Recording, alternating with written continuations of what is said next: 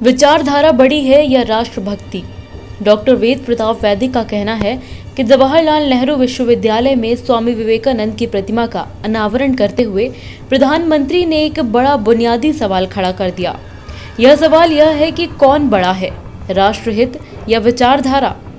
यह सवाल उन्होंने कोई बौद्धिक बहस चलाने के लिए नहीं उठाया।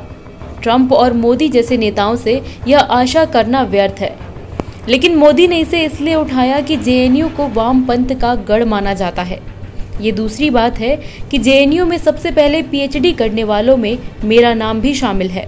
मेरा हिंदी आग्रह, धोती कुर्ता और लंबी चोटी देखकर मुझे भी लोग दक्षिणपंथी ही समझते थे। उनके प्रथम दीक्षांत समारोह में जब मुझे वहां उपाधि मिली थी, तब भी वहां विवाद उठ खड़ा हुआ था और आजकल तो वहां वामपंथियों और दक्षिणपंथियों में दंगल होता ही रहता है। मोदी ने इसी दंगल को दरकिनार करने के लिए विचारधारा को राष्ट्रहित के मातहत बता दिया है। मोदी का कहना है कि जब भी कोई राष्ट्रीय संकट खड़ा होता है, भारतीय लोग इतने अच्छे हैं कि विचारधारा को किनारे रखकर राष्ट्रहित के पक्ष में उठ खड़े होते हैं। यह बात बिल्कुल ठीक है, लेकिन जो लोग राष्ट्र से भी बड़ा विश्व को मानते हैं और विश्व के समस्त सर्वहारा लोगों के लिए लड़ रहे हैं, वे राष्ट्र के नाम पर किसी धर्म या संप्रदाय या जाति की संकीर्ण राजनीति का विरोध करते हैं, तो वे पूछते हैं कि इसमें गलत क्या है? क्या हम लोग राष्ट्र विरोधी हैं या अराष्ट्रीय हैं?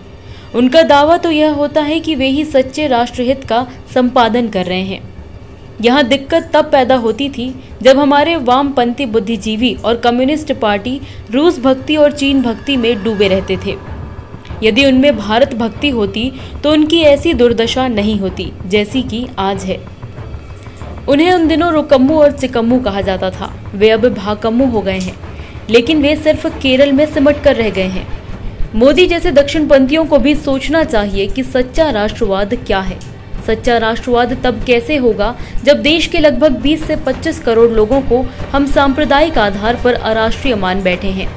इन लोगों में मुस्लिम, ईसाई, बहाई, यहूदी, सिख, नगा, मिजो और वामपंथी लोग भी शामिल हैं। यदि हम इस मानसिक संकीर्णता के शिकार होते रहे तो अगले 50 साल में हम एक नए पाकिस्तान को जन्म दे देंगे। आज जरूरत इस बात की है कि देश के हर नागरिक में सच्ची भारतीयता पैदा की जाए, वह चाहे किसी भी विचारधारा, मजहब, पंथ या संप्रदाय को माने।